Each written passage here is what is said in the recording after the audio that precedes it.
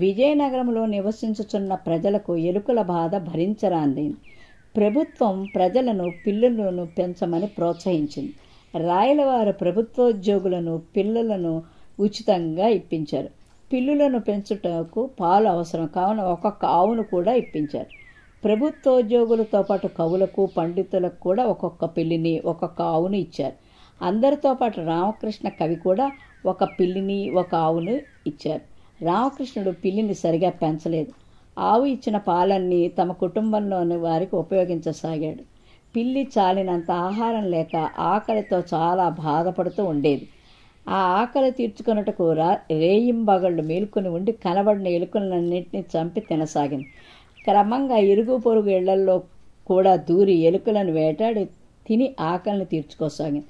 అందువల్ల రామకృష్ణుని ఇంట్లో కానీ ఇరుగు పొరుగు ఇళ్లల్లో కానీ ఎలుకలు కనిపించకుండా పోయాయి. పిల్లికి ఆహారంగా ఉపయోగపడుతున్న ఎలుకలు కూడా దొరకనందున అది బాగా చిక్కిపోయి నడవలేని స్థితిలో ఉన్నది. ఇట్లు జరుగుతుండగా రాయలవారు తమ ప్రభుత్వోద్యోగులకు ఇచ్చిన పిల్లులను చూసి బాగా పెంచిన వారికి బహుమతి ఇవ్వబడినట్టు ప్రకటించారు. తమ వద్ద నుండి పిల్లులను తీసుకుని వెళ్ళిన వారంతా వాటిని పౌర్ణమి నాడు తప్పగా తీసుకుని వచ్చి చూపించాలని ఆజ్ఞాపించారు. ఆ ప్రకటన విషయం రామకృష్ణ కవి తెలుసుకుని ఆలోచనలో పడ్డాడు. ఆవు ఇచ్చిన పాలన్నీ నేను మా కుటుంబ సభ్యులకు హాయిగా తాగేశాం. పిల్లికి ఒక్కనాడైనా పాలు ఇవ్వలేదు, సరిగా తిండి కూడా పెట్టలేదు. అది ఇప్పుడు చచ్చే స్థితిలో ఉంది. దీనిని తీసుకుని వెళ్ళి రాయలవారికి చూపిస్తే సరిగా పెంచలేదని ఏమైనా అనవచ్చు, శిక్షించవచ్చు, జరిమానా విధించవచ్చు. పౌర్ణమి ఇంకా వారం దినాలుంది. ఈ గండం నుంచి బయటపడటం ఎలాగా అని దీర్ఘంగా ఆలోచించాడు. కొంతసేపు అయిన తర్వాత భార్యను పిలిచి ఒక గిన్నెలో బాగా వేడిగా ఉన్న పాలను తెమ్మన్నాడు. భార్య ఒక గిన్నెలో వేడివేడి పాలు తీసుకుని వచ్చింది. ఆ గిన్నె ఉంచిన చోట పిల్లికి ఎదురుగుండా పెట్టాడు. ఆ పాలు తీసుకుని వచ్చిన దాని చేత తాగించడానికి ప్రయత్నించాడు. పాలను చూచి అది ఆనందించి తాగబోయింది. మూతి కాలింది, అరుస్తూ పారిపోయింది. దానిని మళ్ళీ తీసుకొచ్చి ఈ పాల దగ్గర విడిచిపెట్టాడు. ఎంత ప్రయత్నించినా అది పాలు ముట్టుకోలేదు. ఆ విధంగా కొన్నిసార్లు జరిగింది. ఏమైనా పిల్లి పాలు ముట్టడం లేదు. అది పాలను చూసి ముఖం తిప్పుకోవటం మొదలుపెట్టింది. రామకృష్ణ చేతుల నుండి తప్పించుకొని పారిపోవటకు ప్రయత్నించింది. కానీ పాలు తాగుటకు మాత్రం సిద్ధపడలేదు. దాని ప్రవర్తన చూసి రామకృష్ణుడు ఎంతో సంతోషించి గండం తప్పించుకుని గట్టెక్కాలనుకున్నాడు. పౌర్ణమి నాడు రాయలవారి సమక్షంలో పిల్లుల ప్రదర్శన ప్రారంభమైంది. ప్రభుత్వోద్యోగులు ఒక్కొక్కరు తాము పెంచిన పిల్లలను ఎత్తుకొని తెచ్చి రాయలవారికి చూపిస్తున్నారు. ఒక పిల్లి కంటే ఒకటి బాగా బలిసి ఉంది. అతిగా బలిసి అడుగు తీసి అడుగు వేయలేక ఆయాసపడే స్థితిలో ఉన్నవి. ఎలుక కనబడినా పరిగెత్తి వెళ్ళలేనంత లావుగా ఉన్నవి. తాము ఇచ్చిన పిల్లులు తమ ఉద్యోగులు బాగా పెంచుతున్నారని రాయలవారు సంతోషిస్తున్న సమయంలో రామకృష్ణ కవి తాను పెంచుటకు తీసుకువెళ్ళిన పిల్లిని తీసుకొచ్చి రాయలవారికి చూపించాడు. అది బాగా కృషించిపోయి రేపో మాపో చస్తుందేమో అనుకునేటట్లు ఉంది. ఆ పిల్లిని చూడగానే రాయలవారికి ఆగ్రహం, ఆశ్చర్యం రెండూ కలిగాయి. రామకృష్ణ కవి గారు, మీ పిల్లి ఇలా ఉండటానికి కారణం ఏమిటని, అందరి పిల్లులు ఒకదానికొకటి కంటే ఒకటి బలిసి ఎంతో అందంగా ఉండగా మీ పిల్లి బక్క చిక్కి ఈ క్షణమో మరుక్షణమో ప్రాణం వదిలేదా ఉంది. ఏం అలా ఉందే, మేము ఇచ్చిన పాలు దీనికి పట్టడం లేదా అని అడగగా రామకృష్ణుడు వినయంగా, మహాప్రభు, ఈ పిల్లిని పెంచడంలో నేను పడిన తిప్పలు అన్నీ ఇన్నికో. అసలు పాలు ముట్టదు, అప్పుడప్పుడు కాస్త పప్పు అన్నం తింటుందనుకోండి. ఎప్పుడూ దీని దృష్టి ఎలకల మీదే. దీని పుణ్యమా అని మేమేగాక మా ఇరుగు పొరుగు ఇళ్లలోని వారు కూడా ఎలకల బాధ లేక హాయిగా ఉన్నారు అని చెప్పాడు. రామకృష్ణుని మాటలు విని రాయలవారేగాక సభలో ఉన్న మంత్రులు అందరూ కూడా ఆశ్చర్యపోయారు. రాయలవారు ఆయన మాటలు నమ్మలేదు. ఒక రాజభటును పంపి పాలు తెప్పించి ఒక చోట పెట్టించారు. తమ పిల్లితో ఆ పాలు తాగించండి అని ఆజ్ఞాపించాడు. రామకృష్ణ పట్టుకుని ఉన్న పిల్లిని తీసుకుని వెళ్ళి పాల ముందు నిలబెట్టాడు. అది ఆ పాలను చూడగానే ముఖం పక్కకు తిప్పేసుకుంది. రామకృష్ణుడు ఎంత ముందుకు నెట్టినా అది పాల వద్దకు పోక వెనకకు తిరిగి వస్తుంది. అది చూచి అంతా ఆశ్చర్యపడసాగారు. రామకృష్ణ చెప్పిన మాటలు నిజమేనని అనుకోసాగారు. ఎవరు ఏమనుకున్న రాయలవారు మాత్రం రామకృష్ణుని మాటను నమ్మలేదు. లోకంలో పాలు త్రాగని పిల్లి ఉంటుందా? రామకృష్ణుడు ఏదో కొంటి పని చేసి ఉంటాడు, అందువల్లనే ఈ పిల్లి పాలు త్రాగుటకు భయపడుతుంది అని ఆ పిల్లిని దగ్గరకు తీసుకుని నోరు పరీక్షించి చూశారు. పిల్లి మూతి కాలిన మచ్చలు కనపడ్డాయి. నాలుక చివర వాత పడినట్టుంది. వాటిని చూసి రాయలవారు కోపించి, రామకృష్ణ కవి, పిల్లు పాల తాగకుండా మీరేదో చమత్కారం చేసినట్టు గ్రహించాం. మీరు నిజం చెబితే క్షమించి విడిచిపెడతాను, లేకుంటే కఠిన శిక్ష విధిస్తాను అని బెదిరించగా రామకృష్ణుడు జరిగిన విషయమంతా చెప్పి, మహాప్రభు, మీరు మా ఎలుకల బాధ తీర్చుటకే పిల్లిని, దాన్ని పెంచుటకు ఒక ఆవును ఇచ్చారు. ఈ పిల్లి వలన మా ఇంటిలోని ఎలుకల బాధయే కాక మా ఇరుగు పొరుగుల ఎలుకల బాధ కూడా పోయింది. మీరు ఎవరినైనా పంపి మా ఇంట్లో పరిసరాల్లో ఎక్కడైతే ఎలుక కనబడతామో తెలుసుకుని రమ్మనండి. నేను నా పిల్లిని ఎలుకల బాధ తొలగించే స్థితిలో ఉంచాలని ఈ విధంగా తయారు చేశాను. మీరు పిల్లినిచ్చి మా ఎలుకల బాధ పోగొట్టేగాక మాకు నిత్యం కావలసిన పాలు, పెరుగు, నెయ్యి మొదలైన వాటి లోటు లేకుండా కరిగించారు. ఆవును కూడా ఇచ్చినందుకు మీకు నేను కృతజ్ఞతాపూర్వకంగా వందనం అర్పించుకుంటున్నాను. నా పిల్లి వలె ఇచ్చటకు తేబండి ఏ పిల్లి అయినా ఎలుకను పట్టగలదేమో పరీక్షించి చూడండి. కడుపు నిండా తిని బలిసిన పిల్లలు ఎలుకలను పట్టుటకు ప్రయత్నించినా ఇచ్చటికి వచ్చిన వారిని అడిగి తెలుసుకుని నన్ను శిక్షించటయో రక్షించటయో చేయండి అని చెప్పాడు. రామకృష్ణుని మాటలు విని రాయలవారు అతడికి బలిసిన పిల్లులను తెచ్చిన వారిని విచారించగా వారి ఇళ్లలో ఎలుకల బాధ పూర్తిగా పోలేదని చెప్పారు. రామకృష్ణుని ఇంటి పరిసరాల్లో ఉన్న వారిని విచారించగా తమకు ఎలుకల బాధ ఏ మాత్రమూ లేదని చెప్పారు. ఆ సమాచారం తెలుసుకుని రాయలవారు రామకృష్ణుడు చేసిన పని సరి అయినదని మెచ్చుకుని 100 వరహాలు బహుమతిగా ఇచ్చి సత్కరించారు. విజయనగరం మహారాజు దేవదత్తుడు కళాప్రియుడు. ప్రతిభావంతులైన కళాకారులను సముచిత రీతిలో ఆదరిస్తూ ఉండేవాడు. విజయనగరంలోని కళాకారులు తమ ప్రతిభను దేశ విదేశాల్లో చాటుకున్నారు. ఒకసారి పొరుగు రాజ్యమైన కళింగ దేశము నుంచి మదనమోహనుడు అనే చిత్రకారుడు మహారాజా దేవదత్తుణ్ణి కలిశాడు. మదనమోహనుడు ప్రతిభావంతుడే కానీ గర్విష్టి. మహారాజా, చిత్రకళలో నన్ను మించిన వారు ఈ భూలోకంలోనే లేరంటే అతిశయోక్తి కాదు. నా చిత్రాలలో ఎంతో సహజత్వం ఉట్టిపడుతుంది. మీరు నా కాలికి గండపండేరను తొడిగితే బాగుంటుంది అని ఎంతో అహంకారంతో అన్నాడు మదనమోహనుడు. మహారాజు దేవదత్తుడు తన ఆగ్రహాన్ని అణుచుకుని, మీ తైలవర్ణ చిత్రాలను మా దేశపు చిత్రకారులందరూ ముక్త కంఠంతో ప్రశంసిస్తే అలాగే సత్కరిస్తాను అన్నాడు. మదనమోహనుడు అదే అహంభావపూరిత స్వరంతో, నా చిత్రాల్లో చిన్న లోపం ఎత్తి చూపి నా చేత అవుననిపించినా ఇక జీవితంలో కుంచి చేత పట్టను అన్నాడు. మదనమోహనుడి చిత్రకళా ప్రదర్శన ఏర్పాటైంది. చూసిన వారంతా అతని ప్రతిభను వేనోళ్ల కొనియాడారు. ఆ ప్రదర్శనలో అన్ని చిత్రాలలోకి ఓ యువతి ద్రాక్ష పళ్ళ గుత్తి చేత పట్టుకొని ఉన్న వర్ణ చిత్రం విశేషంగా ఆకట్టుకుంది. ఎక్కడి నుంచో కొన్ని పక్షులు వచ్చి ఆ ఫలాలు నిజమైనవిగా భ్రమించి ముక్కుతో పొడిచాయి. అది చూసిన వారంతా హర్షధ్వానాలు చేశారు. చూశారా మహారాజా, నా ప్రతిభకు ఇంతకన్నా నిదర్శనం ఇంకేం కావాలి అన్నాడు మదనమోహనుడు విజయగర్వంతో. అదే సమయంలో సభికుల్లో ఓ యువకుడు ముందుకొచ్చి, మన్నించండి ప్రభు, ఈ చిత్రకారుడి చిత్రంలో జీవకళ లేదు. సామాన్యంగా పక్షులు మనుషులను చూసి భయపడతాయి.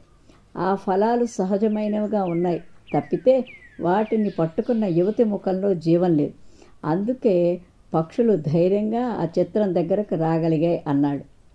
ఆ యువకుడి మాటల్లో వాస్తవాన్ని గ్రహించిన మదనమోహనుడు అహంకారమంతా దిగిపోగా సిగ్గుతో తలదించుకున్నాడు. ఒక అరణ్యంలోని మర్రి చెట్టు త్వరలో ఒక చెకుముకి పక్షి నివసిస్తూ ఉండేది. ఒకరోజు మిట్ట మధ్యాహ్నం వేళ అది విశ్రాంతి తీసుకుంటుండగా చెట్టు క్రింద నుంచి బాధగా మూలుగుతూ ఉన్న శబ్దం వినిపడింది. బాగా బలిసి ఉన్న ఒక నక్క కన్నీళ్లతో నోరు తెరుచుకుని మూలుగుతూ పడుకొని ఉండటం పక్షి కంట పడింది. వెంటనే చెట్టుపై నుండి, నక్క మిత్రమా, ఏమిటి నీకు వచ్చిన కష్టం అని అడిగింది. రొప్పుతూ ఉన్న నక్క నిదానంగా తలెత్తి పైకి చూసి, ఓ పక్షి మిత్రమా, ఏమని చెప్పను, ఈరోజు ఉదయం నేను ఒక కుందేలును చంపి తింటుండగా ఒక ఎముక నా పళ్ళ మధ్యలో ఉండిపోయి గుచ్చుకుంటూ నన్ను బాధిస్తోంది. నోరు మూయడానికి, ఏ ఆహారము తినడానికి కూడా వీలు లేకుండా అడ్డుపడుతోంది అంది బాధగా. పక్షి నక్క మీద చాలా జాలి కలిగింది. అది నక్కతో, నువ్వు బాధపడవలసిన పని లేదు, నోరు తెరుచుకో, నేను నీ పళ్ళ మధ్య గుచ్చుకున్న ఎముకను తొలగిస్తాను అంది. నక్క అలాగేనని నోరు తెరుచుకొని కూర్చుంది. చెకుముక్కి పిట్ట కిందకి వచ్చి నక్క నోట్లోకి తన ముక్కను పోనిచ్చి సుతారంగా ఎముకను బయటికి లాగేసింది. నక్క సంతోషంగా, పక్షిమిత్రమా, నా విపరీతమైన బాధను పోగొట్టి నా ప్రాణాన్ని కాపాడావు. ఈరోజు నుంచి నేను సంపాదించిన ఆహారంలో సగం వాటా నీకు ఇస్తాను. ఇక నుంచి మనం ప్రాణ స్నేహితులం అంది. అప్పటి నుంచి నక్క, చెకుముక్కి పిట్ట రెండూ స్నేహంతో చాలా కాలం కలిసి ఉన్నాయి. కానీ ఏ రోజు నక్క పక్షికి ఒక చిన్న మాంసం మొక్క ఇచ్చిన పాపాన పోలేదు. ఒకరోజు చెకుముక్కి పక్షికి ఎంత తిరిగినా ఆహారం దొరకలేదు. చివరికి నీరసంగా చెట్టు పైన కూర్చుంది. అప్పుడు కింద ఓ పెద్ద జింక మాంసం తింటూ నక్క కనిపించింది. పక్షి సంతోషంగా, నక్కమిత్రమా, అలా ఆకలిగా ఉన్నాను, నాకు కొంచెం ఆహారం ఇవ్వవా అని అడిగింది. నక్క హేళనగా చూసి మాంసం నములుతూ, నేను నీకు ఆహారం ఇవ్వటమా, ఇదంతా నాకే సరిపోతుంది, ఇంకా నీకెక్కడివ్వను అంటూ పరిహాసం చేసింది. అప్పుడు పక్షి, నీవే కదా మిత్రమా ఆ రోజు నిన్ను కాపాడినందుకు సగం వాటా ఆహారం ఇస్తానన్నావు, ఇప్పుడు సగం అక్కర్లేదు, నాకు సరిపడేంత మాత్రమే ఇవ్వు చాలు, మరెప్పుడు ఇవ్వకు అంటూ ప్రాధేయపడింది. ఏయ్ తిక్క పక్షి, నీతో నాకు స్నేహమా, జాగ్రత్త, ఆ రోజు నువ్వు నా నోటిలో దూరిన మొక్కను బయటికి తీసి పడేసినందుకు సంతోషించు, లేకపోతే ఆ రోజునే నిన్ను నోట్లో పెట్టుకుని తినేద్దును అంది పరుషంగా. ఆ మాట విని చెకుముక్కి పిట్ట చాలా బాధపడి ఎలాగైనా తగిన శాస్తి చేసి నక్క మీద పగ తీర్చుకోవాలని మనసులో నిశ్చయించుకుంది. వెంటనే వేగంగా కిందకి ఎగురుకుంటూ వచ్చి నక్క కుని కన్నును ముక్కుతో గట్టిగా పొడిచింది. నక్క కన్ను రక్తం తారంగా తీవ్రమైన బాధ కలిగించింది. వెంటనే అది నేలంతా పొర్లుతూ ఓళ పెడుతూ గట్టిగా రోధించసాగింది. పక్షి, చెట్టుపైకి వెళ్ళి ఆపదలో నిన్ను కాపాడినందుకు కృతజ్ఞతైనా లేదు నీకు, కుడి కన్ను పోయినా బాధలేదు, ఎడమ కన్ను బాగా ఉన్నందుకు సంతోషించు అని అక్కడి నుంచి ఎగిరిపోయింది. కథ సమాప్తం. పూర్వం ఓ చక్రవర్తి దగ్గర రమణయ్య అనే తోటమాలి ఉండేవాడు. చక్రవర్తికి చెట్లన్నా మొక్కలన్నా ప్రాణం. తన ఉద్యానవనాన్ని చక్కగా చూసుకుంటున్న రమణయ్య అన్నా ఎంతో ఇష్టం. కానీ తోటమాలి మాత్రం చాలా మోసకారి. తనకు చక్రవర్తి అండదండలున్నాయన్న గర్వంతో చాలామందిని మోసగించేవాడు. అవతలి వాళ్ళు కూడా చక్రవర్తికి భయపడి రమణయ్యను ఏమీ చేయలేకపోయేవారు. ఒకరోజు ఓ వర్తకుడు దుస్తులను గాడిద మీద వేసుకొని బజారులో అమ్ముతున్నాడు. రమణయ్య అతని దగ్గరకు వచ్చి, నాకు ఇవన్నీ కావాలి, వీటన్నిటినీ ఎంతకు అమ్ముతావు అని అడిగాడు. 10 వెండి వరహాలు అని సమాధానమిచ్చాడు వర్తకుడు. రమణయ్య బేరం ఆడకుండానే వర్తకుడు అడిగినదంతా ఇచ్చేశాడు. వ్యాపారి చాలా సంతోషంగా దుస్తుల మూటలను గాడిద మీద నుంచి దించబోయాడు. అప్పుడు రమణయ్య, మూటలు దించుతున్నావేం, నేను మూటలతో పాటు గాడిదను కూడా కొన్నాను కదా అని వాదించాడు. అయ్యా, నేను చెప్పింది కేవలం దుస్తుల ధరనే. ఈ గాడిద నాకు కొడుకుతో సమానం. ఇదే నాకు ప్రాణాధారం. ఇది లేకుండా నేను ఉండలేను. కావాలంటే ఓ 2 వరహాలు తగ్గించుకొని 8 వరహాలకు దుస్తులు తీసుకోండి అని వ్యాపారి ప్రాధేయపడ్డాడు. అయినా రమణయ్య వినలేదు. ఇలా ఈ వివాదం న్యాయాధికారి వద్దకు చేరింది. రమణయ్య చక్రవర్తి దగ్గర తోటమాలి అని న్యాయాధికారికి తెలుసు. అతనికి అనుకూలంగా తీర్పు ఇవ్వకుంటే చక్రవర్తికి తన గురించి చెడుగా చెబుతాడు అని భయపడ్డాడు. అందుకే తప్పంతా వ్యాపారిదే అని తీర్పు చెప్పాడు. రమణయ్య ఆనందంగా గాడిదను దుస్తులను తీసుకొని వెళ్ళాడు. వ్యాపారి మాత్రం ఏడుస్తూ ఇంటికి చేరాడు. తనను కన్న కొడుకుల అల్లారు ముద్దుగా పెంచుకున్న యజమాని దూరం కావడాన్ని గాడిద తట్టుకోలేకపోయింది. దీంతో రాత్రంతా అది పెద్దగా అరుస్తూనే ఉంది. దాని ఓండ్రకు రమణయ్యకు నిద్ర రాలేదు. దాన్ని వదిలేసి పనికి వెళితే చుట్టుపక్కల వాళ్ళంతా దాని అరుపులు భరించలేక రమణయ్యకు చీవాట్లు పెట్టారు. దీంతో అతడు దాన్ని తనతో పాటు తోటకు తీసుకువెళ్ళి తన పనిలో తాను నిమగ్నమయ్యాడు. కానీ అక్కడ అది అరవకపోవడంతో అమ్మయ్య, గాడిద దారిలో పడింది అనుకున్నాడు. కానీ అసలు విషయం చూసి రమణయ్య గుండాగినంత పనైంది. చక్రవర్తికి ఎంతో ఇష్టమైన గులాబీ మొక్కలను, వాటి పూలను మొత్తం అది తినేసింది. అప్పుడే అటువైపుగా వచ్చిన చక్రవర్తి గులాబీ మొక్కల దుస్థితిని చూసి తోటమాలిపై పెద్దగా అరిచాడు. తను ఎప్పుడూ చక్రవర్తితో మాటలు అనిపించుకోలేదు. కేవలం ఈ గాడిద వల్ల నేడు తిట్లు తినాల్సి వచ్చిందని రమణయ్యకు కోపం వచ్చింది. పెద్ద కర్ర తీసుకొని దాని నడుము మీద గట్టిగా కొట్టాడు. అది అంతెత్తున ఎగిరి వెనక కాళ్ళతో ఫెడేల్మని రమణయ్య మూతి మీద తన్నింది. అంతే, ముందు పళ్ళన్నీ ఊడిపడ్డాయి. ఇది తన దగ్గర ఉంటే అనర్థాలు తప్పవని వెతుక్కుంటూ వెళ్ళి మరీ ఆ వ్యాపారికి గాడిదను అప్పచెప్పాడు. జరిగిందంతా వివరించి అమ్మయ్య, బతికిపోయాను అనుకుంటూ రమణయ్య వచ్చేశాడు. మోసం చేయాలని చూసిన రమణయ్యకు న్యాయాధికారి శిక్ష విధించకున్నా తన గాడిదే సరైన బుద్ధి చెప్పిందనుకొని వ్యాపారి తన పనిలో తాను నిమగ్నమయ్యాడు. తిరిగి తన యజమాని దగ్గరకు వచ్చినందుకు గాడిద చాలా సంతోషించింది. ఎప్పటిలానే హాయిగా ఉంది. అప్పుడప్పుడు బజార్లో వ్యాపారి గాడిద ఎదురైతే రమణయ్య చేతులు అనుకోకుండానే తన మూతి మీదకు వెళ్ళేవి. అది చూసి వ్యాపారి చిన్నగా నవ్వుకునేవాడు. కథ సమాప్తం. అనగనగా ఒక అడవి. అక్కడ సింహంతో పాటు అన్ని రకాల జంతువులు జీవిస్తున్నా అడవికి రాజు మాత్రం ఎలుగుబంటే. ఓ రోజు ఆ అడవికి పక్క వనం నుంచి నక్క వచ్చింది. అది ఎలుగుబంటిని కలిసి, నేను మా మృగరాజు ఆజ్ఞతో ఇక్కడికి వచ్చాను. అన్ని అడవుల్లో సింహం మాత్రమే రాజు, కానీ ఇక్కడ అందుకు భిన్నంగా మీరు ఉన్నారు. అందుకే ఒకసారి ఇక్కడ మీ పాలనా తీరును చూసి రమ్మని పంపారు అంది. మిత్రమా, మీరు మాకు అతిథి. మీకు ఇష్టం వచ్చినన్ని రోజులు ఇక్కడే ఉండండి. మా పాలనా పద్ధతులు పరిశీలించండి అంది ఎలుగుబంటి. తర్వాత నక్కకు అవసరమైన ఏర్పాట్లు చేయమని సింహాన్ని ఆదేశించింది. మరుసటి రోజు నక్క సింహంతో, అడవికి రాజుగా ఎలుగుబంటి ఉండడం ఏంటి? మీకు ఈ అడవిని పాలించాలని ఆశ ఉంటే నాకు చెప్పండి. ఆ విషయాన్ని మా మృగరాజుకు తెలియజేసి మీ కోరిక నెరవేరుస్తాను అంది. ఇంతలో ఒక కాకి వచ్చి సింహం చెవిలో ఏదో చెప్పింది. అప్పుడు సింహం నక్కతో, నీ సంగతి ఇప్పుడే తెలిసింది. నువ్వు పక్క అడవిలోని జంతువుల మధ్య గొడవలు సృష్టించి నీ పబ్బం గడుపుకునేదానివి. నీ నిజస్వరూపం తెలిసి మీ మృగరాజు తరిమేస్తే ఇక్కడికి వచ్చావు. నీలాంటి వాళ్లకు ఇక్కడ చోట్లేదు. వెంటనే వెళ్ళిపో, లేదంటే నా పంజా రుచి చూడవలసి వస్తుంది అని సింహం హెచ్చరించింది. మోసం ఎక్కువ కాలం దాగదని తెలుసుకున్న నక్క, బతుకు జీవుడా అనుకుంటూ అక్కడి నుంచి పారిపోయింది. మగధ రాజ్యానికి రాజు వీరసేనుడు. ఆయనకు రకరకాల కూజాలను సేకరించే అలవాటు ఉంది. దేశం నలుమూలల నుంచి వింతైన కూజాలను తెప్పించి ఓ పెద్ద భవనంలో భద్రపరిచేవాడు.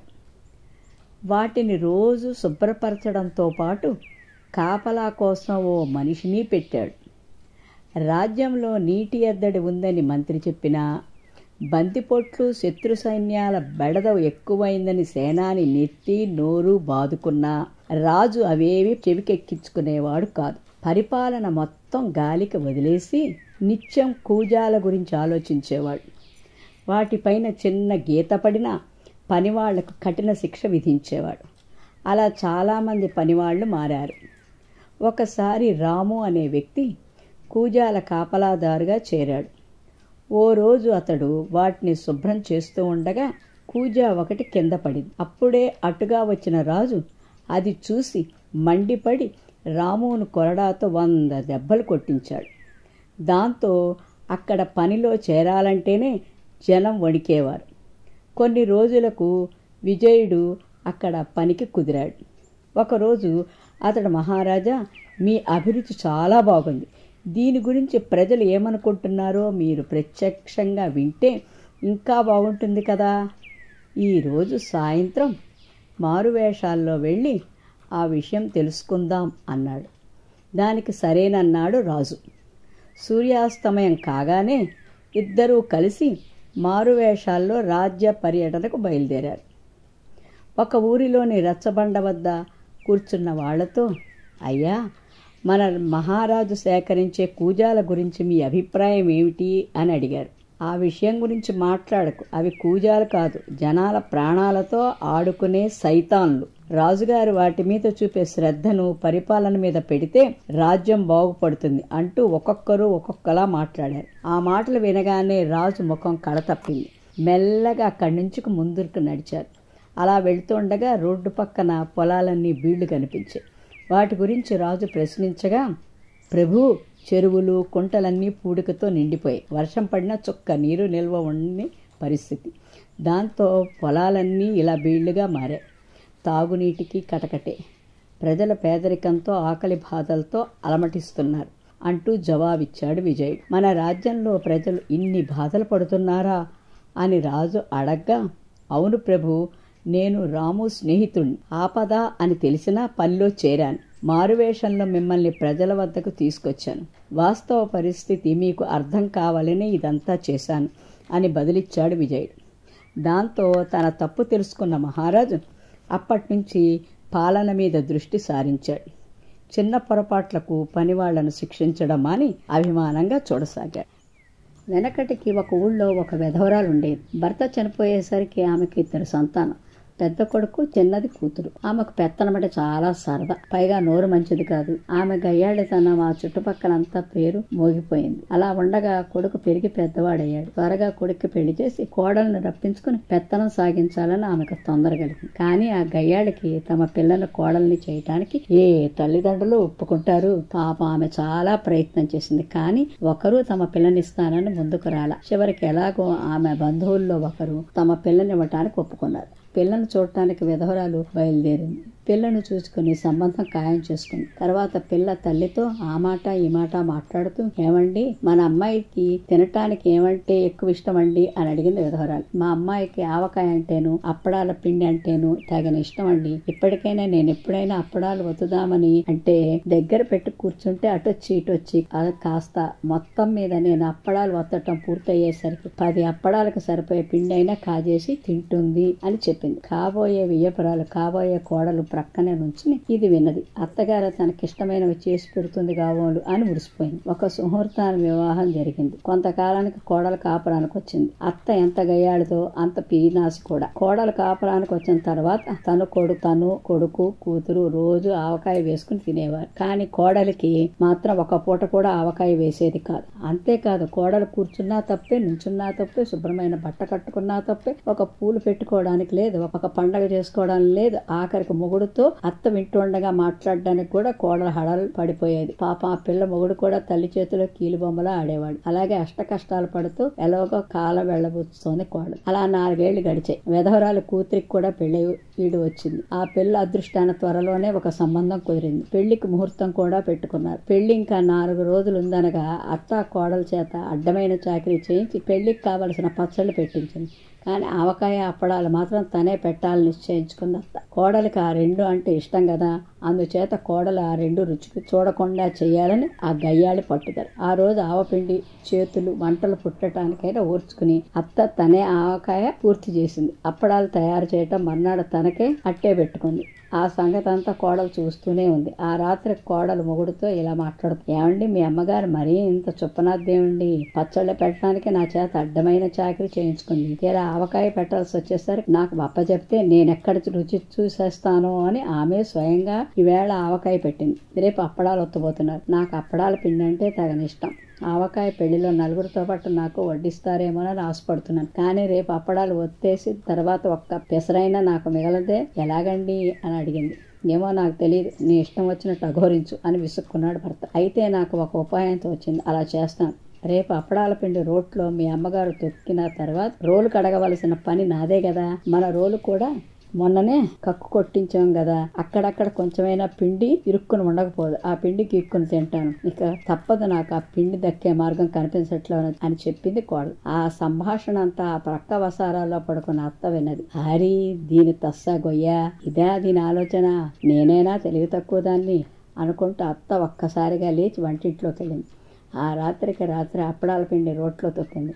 తర్వాత రోలు కడిగి పారేస్తాను, ఇక అది గీరుకు తినేదేమిటి అని రోలు కడగబోయింది. కానీ ఆమె పీనాసిది కదా, అంచేత రోట్లో ఇరుక్కున్న పిండి తనే గీరుకుంటే మరో అప్పడానికైనా రాకపోతుందా అనిపించింది. అలా గీకుతుండగా పిండి రాకపోగా గొరకల్లో గోరు చుట్టుకుని చిగురు అంటి భగభగా మంట పుట్టడం మొదలుపెట్టింది. ఇది కాదు పద్ధతి, రోట్లో పిండి కాస్త వేస్తే నాకుతాను, దాంతో నా కడుపు నిండినట్టు అవుతుంది, దాని కడుపు ఎండినట్టు అవుతుంది అని ఆలోచన తట్టింది అత్తకి. అంత చక్కటి ఆలోచన తట్టిందన్న సంతోషంలో అత్త తల ఒక్కసారి రోట్లో దూర్చింది. అసలే బోడిగుండేమో ఒక్కసారిగా ఇరుక్కుపోయింది. పాప ఏం చేస్తుంది, పోనీ అరుద్దామంటే దవడలు కదపడానికి కూడా వీలు లేకుండా ఇరుక్కుపోయింది. పాప మూలుగుతూ అలాగే ఉండిపోయింది. కానీ ఎవరు విన్నారు? ఆమె మూలుగు కొడుకు గాఢ నిద్రపోతున్నారు. తెల్లవారుతుందనగా పాచి పని చేసి ఏనాది సుబ్బమ్మ అమ్మగారు అంట్లెయ్యండి అంటూ అత్త ఇరుక్కున్న రోడ్డు దగ్గరకు వచ్చింది. అది చూసి కొడుకుని కోడల్ని ఏనాది కేక పెట్టి లేపింది. వాళ్ళు వచ్చి చూచి తెల్లబోయారు. ఇద్దరూ చేరి చాలా ప్రయత్నించారు, కానీ లాభం లేకపోయింది. ఎప్పుడు ఏనాదిది అయ్యగారు, మీరు ఒక్క పాలిగా ఎగిరి అమ్మగారి నడ్డు మీద సతికిల పడండి, తల దానంతట అదే వచ్చేస్తుంది అని సలహా ఇచ్చింది. సరే, కొడుకు అలాగే చేశాడు. ఒక్కసారిగా యువతల పడింది. మొహం వాపు నడ్డి తోపుతో పెళ్లి అయిపోయేదాకా ఆమె లేవలేదు, ముసుగు పట్టుకుని పడుకుంది. ఒక గ్రామంలో రాము, రవి అనే యువకులు ఉండేవాడు. రాము ఉదయాన్నే లేచి కాలకృత్యాలు తీర్చుకుని పొలం వెళ్ళేవాడు. రవి మాత్రము ఆలస్యంగా నిద్రలేచి కాలకృత్యములు తీర్చుకుని పొలం వెళ్ళేవాడు. రాము ఎంత చెప్పినా రవి ఉదయం నిద్రలేచేవాడు కాడు.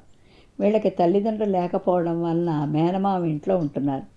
మేనమామ భార్య రమ చాలా తెలివైంది. ఒకరోజు భర్తతో రవి గురించి చెప్పింది. రవి నిద్రమత్తు వదిలించాలనుంది, మీ సహాయం కావాలి అని అంది.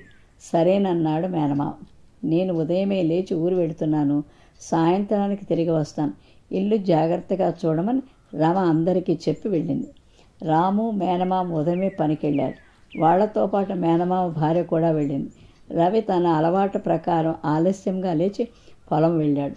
పొలం నుంచి రాగానే ఇంట్లో దొంగలు పడ్డారా, లేక నీవే దొంగవా అంటూ రవిని గద్దించింది. అందరం వెళ్ళిపోయాము, నీవే ఉన్నావుగా అని నిలదీయటంతో మేనమామ రవి అలాంటివాడు కాదు, రవి దొంగ అన్నామంటే బాగుండదు అని చెప్పాడు. రవి ఆ రాత్రి సరిగా నిద్రపోలేదు. కానీ అందరికంటే ముందు లేచి కాలకృత్యాలు తీర్చుకుని పొలం వెళ్ళటానికి సిద్ధమయ్యాడు. దాంతో రమ తన ఎత్తు పారిందని ఆనందించింది. తర్వాత కొన్ని రోజుల తర్వాత రవితో, నిన్న ఉదయం లేవటానికి నిన్ను అనరాని మాట్లాడినాను, నీ నిద్రమత్తు వదిలించడం కోసమే అలా చేశాను బాబు అని అంది. రాము, రవి మేనమామల కృషి వల్ల పంటలు బాగా పండాయి. కొంతకాలం గడిచేసరికి వారిద్దరికి మంచి సంబంధాలు వచ్చాయి. మంచి సంబంధాలు చూసి వాళ్ళిద్దరికి పెళ్లి చేసి తన వద్దే ఉంచుకున్నాడు మేనమామ. అందరూ సుఖ సంతోషాలతో హాయిగా కలిసి మెలిసి ఏటా పొలం చూసుకుంటూ ఊరిలో మోతువరిగా కీర్తి ప్రతిష్టలు సంపాదించారు. ఒక ఊరిలో రంగా అనే యువకుడు ఉండేవాడు. అతడు బాధ్యతలు లేకుండా దుందుడు స్వభావం కలవాడు. రంగా భవిష్యత్తును గురించి అతని తల్లిదండ్రులు బాధపడసాగారు. అదే ఊరిలో ఉండే ఒక వర్తకుడు రైతుల దగ్గర కొబ్బరికాయలు కొని పట్టణంలో అమ్మేవాడు.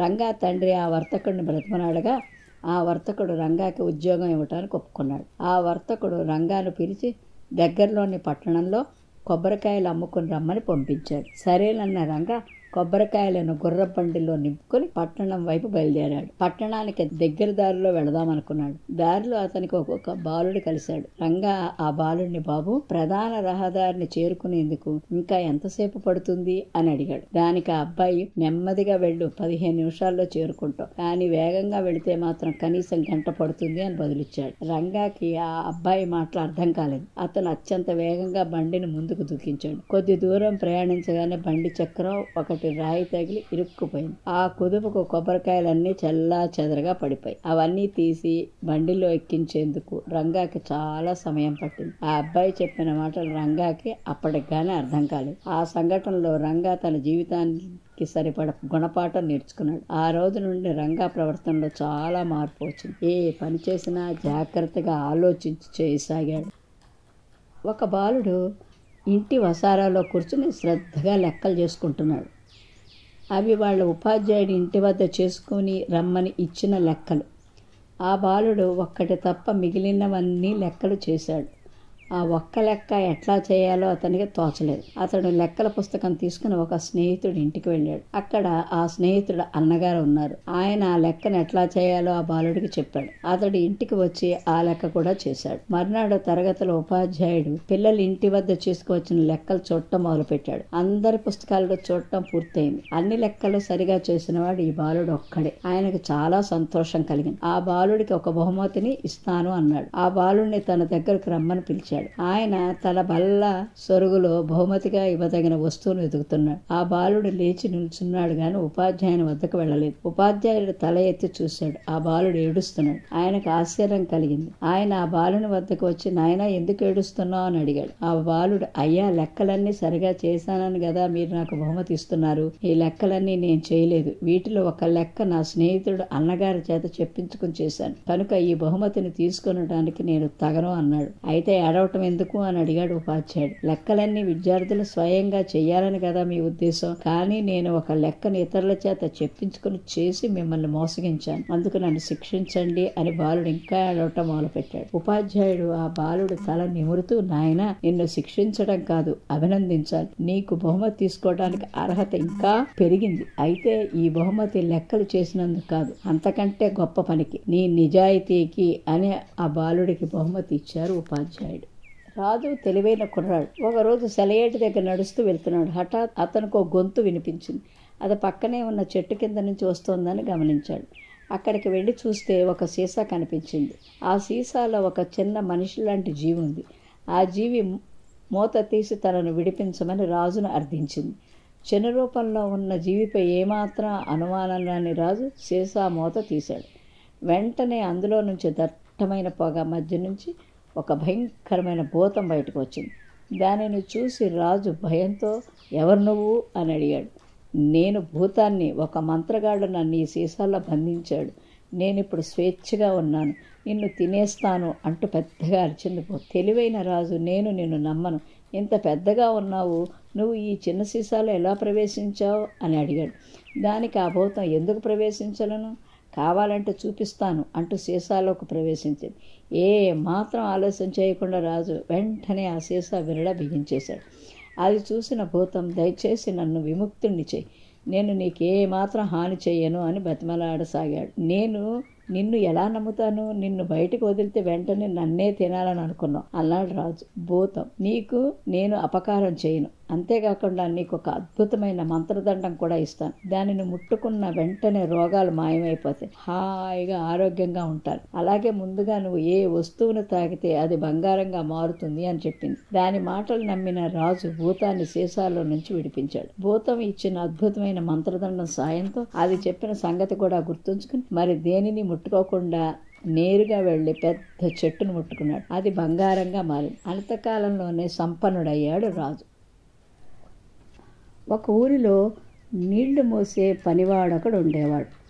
అతను 2 కుండలను ఒక కట్టెకు కట్టి కొంత దూరంలో ఉన్న చెరువు నుంచి తన యజమాని ఇంటికి నీళ్లు మోసుకొచ్చేవాడు. ఆ 2 కుండల్లో ఒకటి కొద్దిగా పగిలి నీరు కారిపోతుంటే మరొకటి ఒక చుక్క నీరు కూడా కారకపోకుండా ఉంది. చాలా దూరంగా ఉన్న యజమాని ఇంటికి 2 కుండల్లో నీళ్లు తీసుకొచ్చేసరికి కొద్దిగా పగిలిన కుండలో ఎప్పుడూ సగం నీరే మిగిలేది. ఎన్నో నెలలు ఇలాగే కేవలం 1.5 కుండలే నీరు యజమాని ఇంటికి వచ్చేసరికి మిగిలేవి. నిండా నీరు మోస్తున్నానని ఆ 2లో మంచి కుండ ఆ గర్వంతో పొంగిపోయేది. కానీ పగుళ్లకుండా తన పని తాను సక్రమంగా చేయలేకపోతున్నందుకు సిగ్గుతో చచ్చిపోయేది. అవమానకరంగా భావించింది. ఎన్నో నెలల తర్వాత పగుళ్ళగలకుండా పనివాడితో, నేను అవమానకరంగా భావిస్తున్నాను, నన్ను క్షమించు అంది. నువ్వెందుకు అవమానకరంగా భావిస్తున్నావు అని అడిగాడు పనివాడు.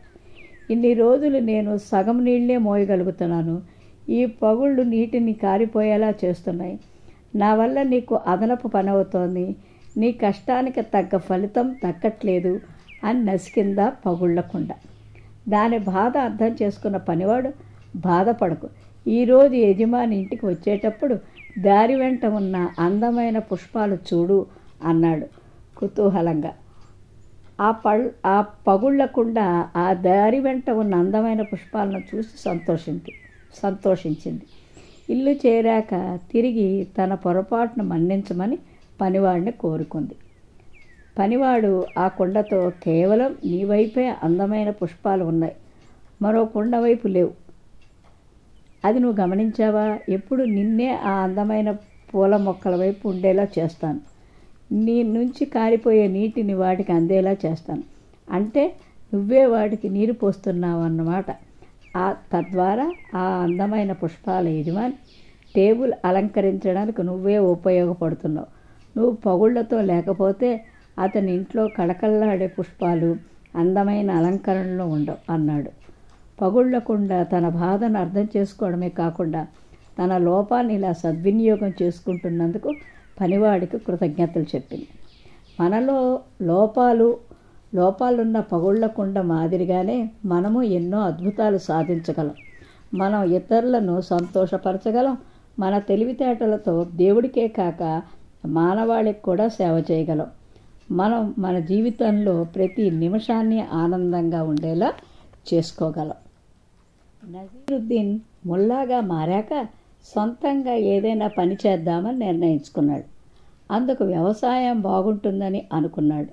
ఒక ఆసామి దగ్గరికి వెళ్ళి పొలం అద్దెకిస్తే వ్యవసాయం చేసుకుంటానన్నాడు. ఆ ఆసామి జిత్తులమారి నజీరుద్దీన్ వ్యవసాయానికి కొత్త అని కనిపెట్టి, అలాగే నా భూమిలో నువ్వు పంట వేసుకో, కానీ అద్దె కట్టాలి అన్నాడు. అలాగే అద్దె ఎంత అడిగాడు నజీరుద్దీన్. పొలం పండిన తర్వాత భూమిపైన ఉన్న పైరంతా నాకు ఇచ్చేయాలి, అదే అద్దె అన్నాడు కుటిల ఆసామి. అలాగే అని నజీరుద్దీన్ ఆ రోజు నుండి పొలం పనుల్లో నిమగ్నమయ్యాడు. కొంతకాలానికి పొలం పండే సమయం వచ్చింది. కోత కూడా అయిపోయిందని తెలిసిన ఆ ఆసామి తన వాటా కోసం నజీరుద్దీన్ దగ్గరికి వెళ్ళాడు. భూమిపైన ఉన్న పైరంతా కోసి సంచుల్లో ఎక్కించాను, తీసుకెళ్ళండి అన్నాడు. ఆ ఆసామి సంచుల్లో చూస్తే అన్ని ఆకులే ఉన్నాయి. తనను మోసం చేశాడని న్యాయమూర్తి దగ్గరకు ఫిర్యాదు చేశాడు. ఆయన నజీరుద్దీన్ కూడా పిలిపించి విచారించాడు. ఆ ఆసామి చెప్పింది నిజమేనా అని అడిగాడు. అవును నిజమే అన్నాడు నజీరుద్దీన్. మరి మోసం చేశావెందుకు అడిగాడు.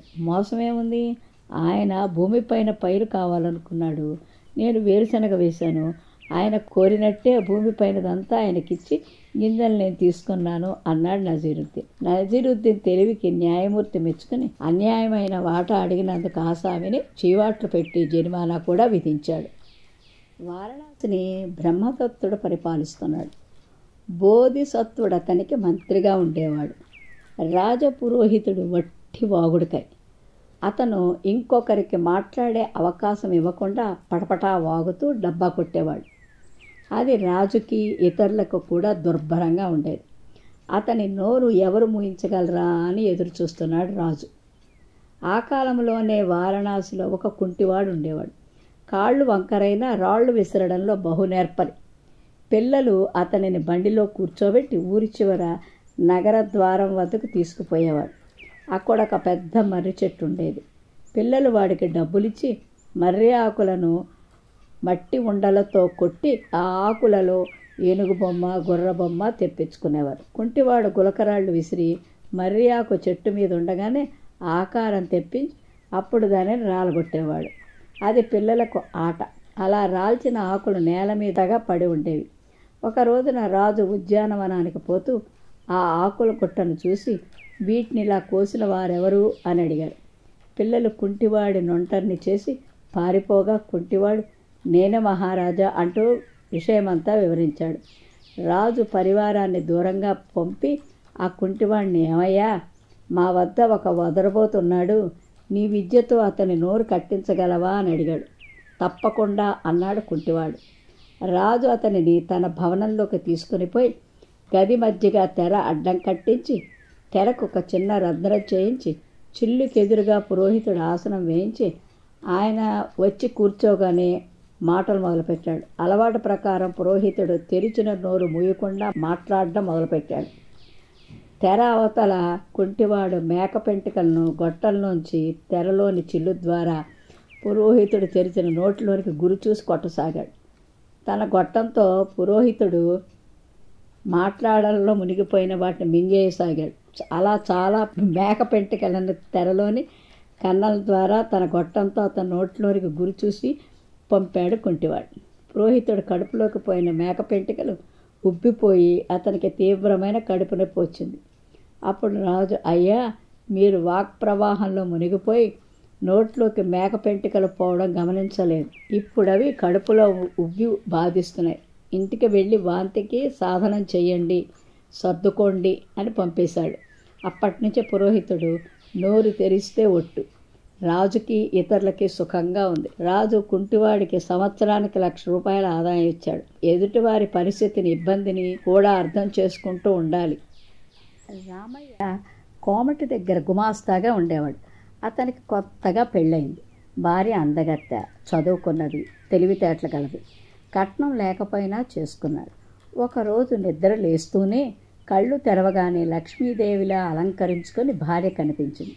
నిద్ర లేస్తూనే నీ ముఖం చూశాను, ఈరోజు ఎలా ఉంటుందో అన్నాడు. ఆమె చిరునవ్వు, నా ముఖం చూసిన వారికి మంచే జరుగుతుంది అన్నది. తన భార్య మాట ఎంతవరకు నిజమవుతుందో అని ఆలోచిస్తూ తన కాలకృత్యములు తీర్చుకుని షాపుకు వెళ్ళాడు. రామయ్యకు ముందు వెనక ఎవరూ లేరు. తల్లి తండ్రి చనిపోతే దిక్కులేని వాణ్ణి ఒక అవ్వ చేరదీసింది. తన మనవళ్ళ ఉన్నావని చెప్పి పెంచి పెద్ద చేసింది. ఆ అవ్వని వదిలి పట్నం వచ్చేశాడు. అవ్వని చూడాలనిపించినా తనకు వస్తానంటుందేమోనని వెళ్ళడం మానేశాడు. ఆ ఆలోచనతో పరధ్యానంగానే షాపు దాటి ముందుకు వెళ్ళి తర్వాత వెనక్కి వెళ్ళాడు. షాపులోకి వెళ్ళిన తర్వాత షావుకారు కోపంగా ఉన్నాడు. ఆలస్యంగా వచ్చినందుకు చుర్రు బుర్రులాడాడు. బేరాలు కూడా సరిగా లేవు. షాపు కట్టేసి ఇంటికి వస్తుండగా కొందరు అవ్వ ఊరి వారు గుర్తుపట్టి పిలిచారు. రామయ్య, అవ్వ నీ మీద బెంగతో మంచం పట్టింది, నిన్నే తలుస్తుంది. అవ్వకి ఇంట్లో బంగారమంతా లంక బిందెలు దొరికాయి, మంచి ఇల్లు కట్టుకొని పొలము గట్రా కొనింది. నిన్ను కలవరిస్తూ మన ఊరి వాళ్లను తలా దిక్కులకు పంపించిందిరా అన్నారు. ఇంటికి వెళ్ళి భార్యను వెంట పెట్టుకుని గ్రామం వెళ్ళాడు. అవ్వ మంచం మీద నుండి లేచి మనవణ్ణి ఆప్యాయంగా నిమిరింది. అతని భార్యను చూసి మురిసిపోతూ, అమ్మాయి, మీరిద్దరూ ఇక్కడే ఉండండి, నన్ను ఒంటరిదాన్ని చేసి వెళ్ళకండి అని చెప్పింది. రామయ్య అవ్వ దగ్గరే ఉండి వ్యవసాయం చేసుకోసాగాడు. కొంతకాలానికి రామయ్య భార్య ప్రసవించి మగపిల్లవాడిని కని గారావంగా పెంచసాగింది. రామయ్య సంసారం సుఖ సంతోషాలతో ఆనందంగా గడిచింది. ఓ చెట్టు మొదట్లో చీమలు పుట్టలు కట్టుకున్నాయి. ఆ తర్వాత ఆ చెట్టు కొమ్మల పైన గూడు కట్టుకున్న పక్షి వద్దకు వెళ్ళి, మిత్రమా, పుట్ట కట్టుకున్న అలసట్లో ఉన్నాము, ఇప్పుడు ఆహారానికి వెళ్ళలేము, నువ్వు తెచ్చుకున్న దాంట్లో కాస్త ఇస్తావా అని అడిగాయి. ఓ చిన్న మొక్క వందలాది చీమల కడుపు నింపగలదు అని. ఆ మాటలకు పక్షి, నలుసంత లేదు, మీకు సహాయం చేస్తే నాకేమిటి లాభం, పొండి పొండి అంటూ ఎగిరిపోయింది. చీమలు నిరాశగా వెళ్ళి తమ నాయకుడితో విషయం చెప్పాయి. దయాగుణం లేని వారి పొరుగున ఉండొద్దు, శ్రమైనా సరే మరో చెట్టు కింద పుట్ట కట్టుకుందాం పదండి అంది. ఆ రాత్రే ఒక పాము వచ్చి ఆ చీమల పుట్టలో చేరింది. పక్షి లేనప్పుడు గూటిలోని గుడ్లను తినేసింది. పక్షి తిరిగి వచ్చేసరికి గుడ్లు కనిపించకపోవడంతో విషయం గ్రహించి లబోదివోమంది. వెంటనే చీమల వద్దకు వెళ్ళి, మిత్రులారా, ఇరుగు పొరుగుతో స్నేహం ఎంత అవసరమో తెలిసొచ్చింది, నన్ను క్షమించండి అన్నాయి. అప్పటి నుంచి అక్కడే గూడు కట్టుకుని వాడితో స్నేహంగా ఉండసాగింది పక్షి.